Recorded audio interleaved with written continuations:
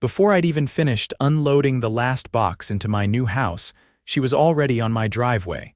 Stacked bleach blonde curls, oversized sunglasses, clipboard in hand. She looked like she was auditioning for some reality show about angry suburban moms. "You can't leave that trailer here," she barked, pointing to my U-Haul like it had insulted her personally. "This is a deed-restricted community. HOA rules say I cut her off. Lady, I've been here less than an hour." "Let me move in before you start quoting rules." She gasped like I'd slapped her. "It's Mrs. Karren Whitbridge, president of the Oak Crest Homeowners Association, and I expect compliance, not sarcasm." I nodded slowly. "Cool, I'm River Hastings. And I expect people to knock before walking onto my property." Her lips tightened. She scribbled something on her clipboard and stormed off muttering, "Just wait till the next meeting." Fun start right now. I'm not new to HOAs, I've dealt with them before. But I've never seen one operate like Oak Crest's. Over the next few weeks, I got warnings about my trash cans being visible for 30 minutes too long, a citation for my mailbox being non-standard beige, and a full-on violation notice for hanging a wind chime on my porch. A wind chime. Every notice was signed by Karren Whitbridge. I knew the type. Power-hungry, bored, and obsessed with rules because they had nothing else going on. But what she didn't know was I wasn't just some random guy buying into her kingdom. I'd done my research. See, I own a small real estate business. I don't just buy homes, I buy land and clubhouses. That's right, 3 years ago my company bought a foreclosed property with a decent-sized building on it. We renovated it and started leasing it out. Guess who the current tenant is? The Oak Crest HOA. That fancy clubhouse they hold their little meetings in. The one where they post banners about community unity while fining people into oblivion? Yeah, I own it, and I've got the lease agreement to prove it. The best part. They signed the lease under a different board president back when they were desperate to stay afloat. Karren clearly never read the fine print, or the renewal clauses. So when I got my 5th violation letter, this one about my non-compliant patio furniture, I decided it was time to have a little fun. I waited until the next HOA meeting, which, of course, was being held in my clubhouse. I showed up 10 minutes early, wearing a clean button-up and carrying a folder. Karren was already inside, rearranging chairs like she was hosting a royal banquet. She spotted me and narrowed her eyes. "This meeting is for board members and homeowners only?" I smiled.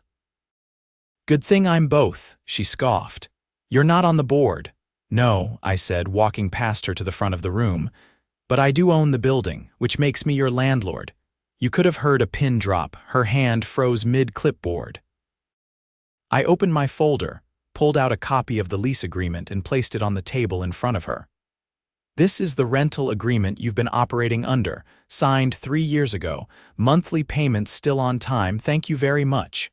Karren's face drained of all color. I continued, "According to this, I have full authority to inspect the premises at any time, request use of the facility for personal or business events, and if needed, terminate the lease with a 30-day notice without cause." Karren tried to find her voice. "You can't just—" "I can," I said, "and I will, unless some things around here start to change." She looked around to the board members, clearly expecting backup, but most of them were staring at the lease agreement like it was a nuclear warhead. "Let me put it this way," I leaned closer. "You want to keep using my building to run your little HOA empire? Then stop harassing me over my mailbox color." "Got it." Karren looked like she was chewing gravel, but she didn't say a word. Karren didn't say a word the rest of the meeting. Not because she was scared her jaw was clenched hard enough to grind diamonds, but because she knew she couldn't argue with a signed lease. The rest of the board kept looking between her and the document like it was a live grenade. I didn't need to say anything else. I'd planted the seed. Now I just had to let it grow. Over the next few days, the violation letters stopped showing up. I came home one afternoon to find my wind chime still swaying peacefully, undisturbed. Trash pickup day came and went without any warnings. For a second, I thought they'd finally gotten the message. Then I noticed something strange. My mailbox was leaning to the side. Not broken, not damaged, just shifted like someone had loosened it. A few bolts were missing. Nothing major, but just enough to make it look like I hadn't secured it properly. 2 days later, I received a notice taped to my door. Unstable mailbox safety hazard violation of community safety standards fine, $150. I laughed. Not because it was funny, but because it was pathetic. That's how far she was willing to go, unscrewing hardware in the middle of the night just to manufacture a violation. I took the letter inside and filed it. I wasn't going to pay it, obviously, but I was definitely going to use it. That weekend, I installed 2 discrete cameras. One pointed at my driveway, the other covered the mailbox and sidewalk. I didn't tell anyone, just let it roll. A week went by. No incidents. Then, at exactly 3:12 a.m. on a Thursday, my phone pinged, motion detected. I pulled up the feed. Sure enough, a figure in a hoodie was crouched by the mailbox. They had a flashlight and what looked like a wrench. I zoomed in. The person stood up for a second to adjust something and pulled the hood back. Karren, she looked both ways and then went back to fiddling with the bolts. I watched her actually remove the entire top half of the mailbox, drop it into a bag, and walk off like she was taking out the trash. The next morning, another notice was taped to my front door. Mailbox missing. Emergency safety violation. HOA will replace at homeowner's expense. $300. I didn't even bother pulling it down. I just took a photo of it hanging there and added it to the folder labeled evidence. That afternoon, I filed a police report. Tampering with private mailboxes is a federal offense, and I had video. I made sure to drop off a copy at the station along with a printed timestamp from the security feed and the signed HOA violation note that conveniently matched the crime. The officer raised an eyebrow when he saw the footage. "She's the HOA president?" he asked. "Yep, bold move." "Oh, she's just getting started," he nodded. "We'll open a case, and you might want to let the postal inspector handle part of this. It crosses federal lines." I thanked him and left. That evening, I attended the board's open forum meeting, mandatory once a quarter. The clubhouse was half full, mostly with residents who'd given up trying to fight the board and now just showed up to quietly seethe. Karren walked in 10 minutes late, acting like she owned the building. I stood near the back, leaning against the wall. She didn't see me at first. The meeting kicked off with her droning on about landscaping budgets and lawn maintenance guidelines. People looked bored. Then she casually slipped in the new mailbox compliance initiative, which, according to her, would help prevent safety hazards and community liability. When she asked for a vote to approve a new $500 fine structure for non-regulation mailboxes, I stepped forward. "Before we vote," I said loudly, "I'd like to show the room something." She froze mid-sentence. The rest of the board looked confused. I pulled out a small projector from my bag and set it on the table. "Security footage," I said, "from my property." Last Thursday morning, the projector flicked on. The timestamp was clear. So was the figure on screen crouching by the box. Several people gasped. Someone in the front row whispered, "Is that Karren?" The video kept rolling. Her face was unmistakable. I turned to the board. "I've already submitted this to the local police, and the postal inspector's office has opened a federal case. Tampering with private mailboxes is a felony." Karren's eyes darted toward the exit. She didn't move. One of the board members leaned forward. "Karren, is this real?" She didn't answer. I stepped closer to the front. "And let me make this very clear. If any retaliation comes my way, more footage goes public. I've got cameras covering my entire property now. And I've got no problem pressing charges for trespassing." Karren reached for her clipboard, but no one was listening anymore. A dozen residents were pulling out their phones, snapping pictures of the video, the timestamp, and her face. "Meeting adjourned," one of the board members said abruptly. Karren opened her mouth to protest, but another board member added, "Yeah, this is done for tonight." She stood there frozen as people filed out, whispering and shaking their heads. I packed up the projector and walked past her. She looked at me, teeth clenched. "You think this makes you untouchable?" "No," I said. "It makes me prepared." The next morning, a sheriff's deputy showed up at her house. I didn't see her get cuffed, but I did see the cruiser parked outside for over an hour. When it pulled away, she wasn't in her yard anymore. The board tried to keep things quiet, but word spread fast. By the weekend, half the neighborhood knew. A group of residents started organizing a petition for a recall election. Turns out, Karren had racked up quite a few enemies, people who'd kept quiet for years because they didn't think they had any power. Now they knew otherwise. I started getting thank you notes in my mailbox. One guy dropped off a 6-pack and said, "You cracked the dam wide open, man." I didn't do it for gratitude. I did it because I hate bullies. Always have. And Karren had built a kingdom on fear and manipulation. All it took was one video to bring it crashing down. But the clubhouse was still under lease, and I had other plans for it. By Monday morning, the energy in Oak Crest had shifted. Residents who'd once kept their heads down were now stopping each other on sidewalks, sharing stories, comparing old letters, and more importantly, organizing. Karren's name was on everyone's tongue, but now in past tense. No one had seen her since the sheriff's cruiser pulled away from her house, not even the board members. One guy down the block claimed she'd left town for a family emergency. Another swore he saw her packing her SUV at sunrise. No one really cared why she was gone. They just cared that she was. I spent that morning drafting a formal notice of lease adjustment and dropped it off with the remaining board members. Nothing dramatic, just a requirement that all future community meetings be scheduled through me directly, and that any events held in the clubhouse needed to be approved 72 hours in advance. With Karren out of the picture, they didn't protest. One of them, Alan, even thanked me for stepping in when things got out of hand. Out of hand? I raised an eyebrow as I signed the last document. You all let her run this place like a private dictatorship. Alan looked down at the table. We didn't know what she was doing. Not everything?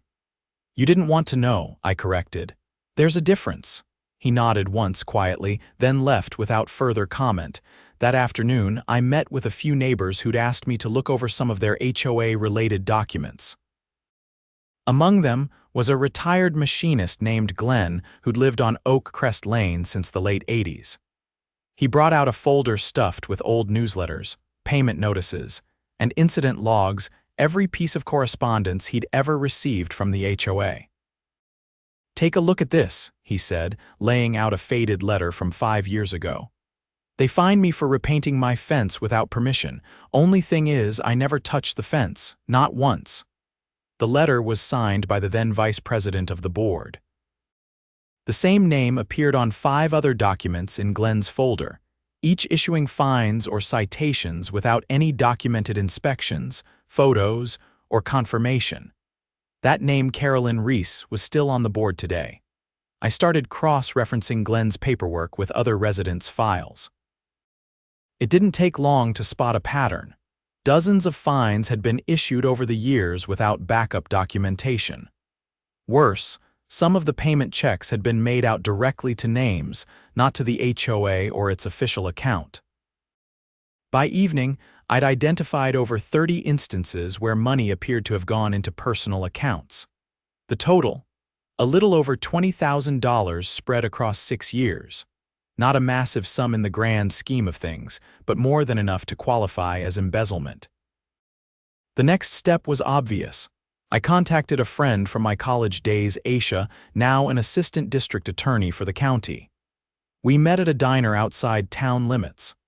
I brought a copy of the evidence, including scan checks, resident testimonies, and a list of dates and board members involved. She flipped through the documents slowly, eyes narrowing the deeper she got. "This is clean work," she said eventually. "You sure you want to press this?" "They stole from people who trusted them," I replied. "Older folks, veterans, single parents.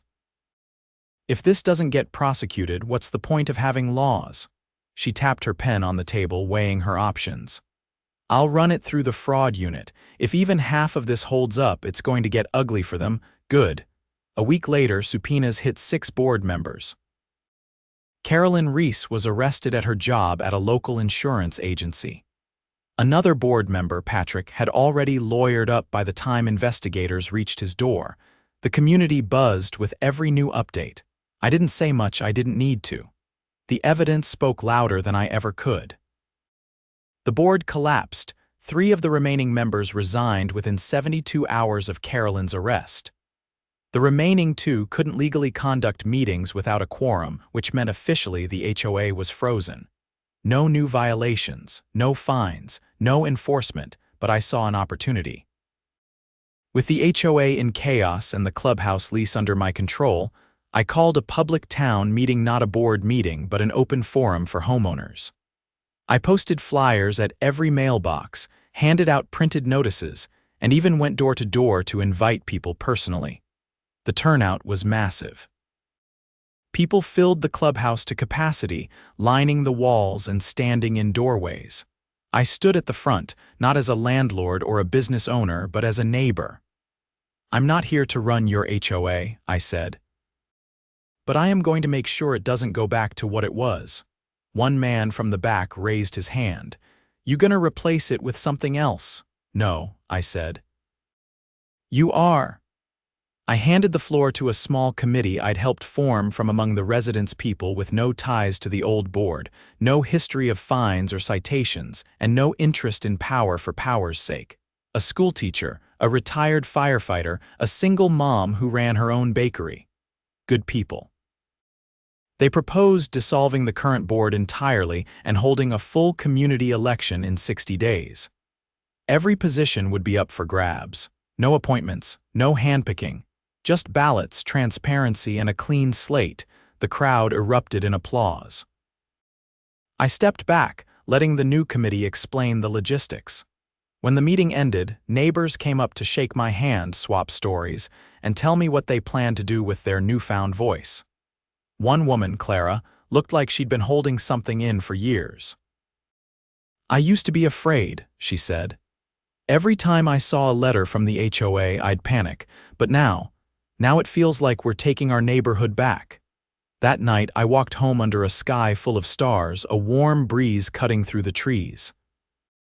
The wind chime on my porch played a soft tune, untouched and unbothered. But my work wasn't quite done. 2 weeks later, I received a formal notice from a law firm representing former board member Patrick. It accused me of orchestrating a targeted campaign to undermine the legitimacy of the Oak Crest HOA and demanded that I cease all further actions interfering with the governance of homeowners' affairs. I scanned the letter, filed it under desperate threats, and forwarded it to Aisha. She called me the next morning, laughing. "He's suing you for exposing his crimes, apparently. Let him try. We've got his financial records now. He's the one who should be worried." I didn't hear anything else from Patrick's lawyer. But I did hear from the county clerk's office. A trial date had been set for the embezzlement charges early October. Just after the HOA's newly scheduled election. As for the clubhouse, I made one final change. I rewrote the lease. No more automatic renewals. No more vague language. The new agreement gave residents the option to buy the building outright for $1, provided they held democratic elections and passed annual transparency audits. If they failed to meet those conditions, I'd continue leasing it, but only to a board elected by majority vote. I sent the revised lease to the new committee. They accepted it unanimously. And just like that, the building that once housed a petty empire became the foundation of something better. Not because I owned it, but because the people finally did. The morning after the new lease was signed, I walked across my lawn with a coffee cup in one hand and a folder of documents in the other. The sky was dull with an overcast hang, but it didn't matter. Oak Crest had changed direction and the momentum was real. What had started as a battle over a mailbox had turned into a full-fledged neighborhood reckoning. Still, there was one thread left dangling, one that hadn't fully unraveled.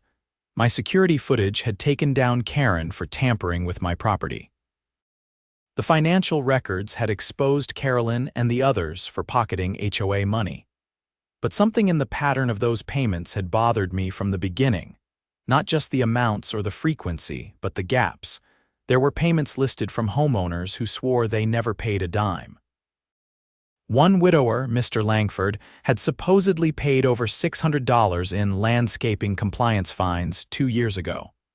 But his memory was sharp, and his records were meticulous. He'd never written a check in that amount, and certainly not to the name listed on the ledger. Community Services Consultant Group.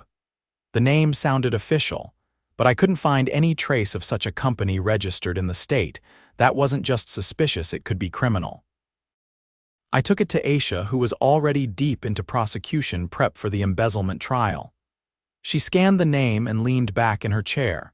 "This wasn't mentioned in the original batch," she said. "It wasn't in the core finances. It's buried in a separate homeowner ledger. Hidden in plain sight." "That's not just fraud," she said. "That could cross into racketeering." I raised an eyebrow. "You're serious?" "Completely. If they created a fake consulting company to funnel money through and that company never existed legally, it's a shell. And if multiple people were signing off on those entries, that's conspiracy." She picked up her phone and called someone in her department. Within minutes, a formal request for deeper financial investigation was filed.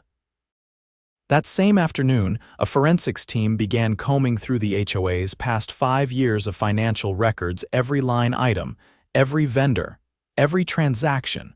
3 days later, I got a call. Aisha's voice was sharp. "River, you're going to want to hear this in person." We met that night in her office. She slid a folder across the table.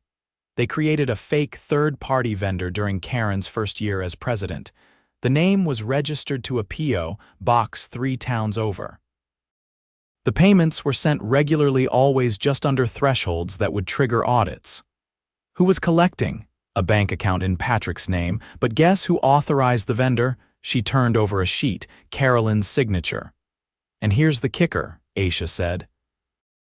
"They used the vendor to bill for services that were never performed: tree trimming, sidewalk repairs, irrigation upgrades. None of it ever happened, but the HOA charged residents. They billed the fake company, and the money disappeared." I shook my head. "How much?" "Over 60,000, she paused, "and it gets worse." She handed me a list of names. They sent letters to homeowners threatening liens on their properties if they didn't pay these maintenance charges.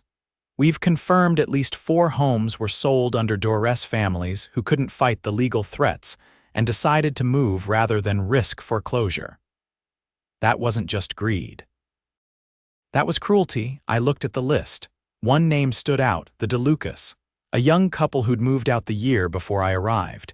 I remembered hearing a vague story that they'd left after a dispute, but no one had known the details. They extorted people out of their homes. Aisha nodded. And with the forged legal notices, it's not just civil liability. It's criminal. We're filing charges for wire fraud, mail fraud, conspiracy to extort, and misuse of private financial instruments. Will they all be indicted? Patrick, Carolyn, and Karren for sure. 2 others are being investigated. One of them was a notary who certified the fake lien notices. The other worked for the title company Karren's cousin owned. He expedited the property transfers. I stood up, pacing slowly. They weaponized the HOA to force people out. To steal their equity. Aisha's voice was calm but firm. "And now we're going to bury them with that evidence." Over the next 2 weeks, the story exploded. Local news ran a full segment titled "Power, Property, and Corruption: The Fall of Oak Crest HOA." Interviews with displaced families aired alongside footage of Karren being led out of her driveway in cuffs. Patrick was arrested at the airport trying to board a flight to Arizona. Carolyn turned herself in with an attorney present. The others weren't far behind. The neighborhood was stunned. None of them had imagined it would go this deep. At the next community forum, held again in the Clubhouse, I stood off to the side as the new committee spoke to residents. No podiums. No clipboards, just folding chairs and honest talk. "I don't think anyone here wants to go back to the old way," said Marcus, the retired firefighter now chairing the interim board. "So we're not. We're rewriting the charter top to bottom. No more fines without evidence. No more threats. No more closed-door decisions." People applauded. Not the polite kind, but the cathartic kind. The kind that echoed off the walls and made the windows rattle. I left before the meeting ended. It wasn't about me anymore, and it shouldn't be. The neighborhood didn't just need a new board. It needed to believe in itself again. The next morning, I took the final step. I filed paperwork with the county clerk to donate the clubhouse to the Oak Crest Community Trust. No strings, no rent, just ownership. Permanent. Irrevocable. The building was theirs now. When I handed the deed to Marcus, he looked at me like I'd just handed him a winning lottery ticket. "You sure?" he asked. "I bought it to keep it out of the wrong hands," I said. "Now it's in the right ones." He nodded, gripping the folder tightly. "We'll take care of it. I know." As I walked back home, I passed the fence line where the HOA used to hang their warning signs. The posts were bare now. Someone had taken them down. Across the street, Glenn was planting new flowers. Clara was repainting her front door bright red. A color that would have triggered a fine 6 months ago. Now it was just a color. A few kids rode past me on bikes, laughing, their wheels skimming the sidewalk that had once been labeled non-compliant for having a crack in the concrete. No one cared anymore. At my doorstep, I paused.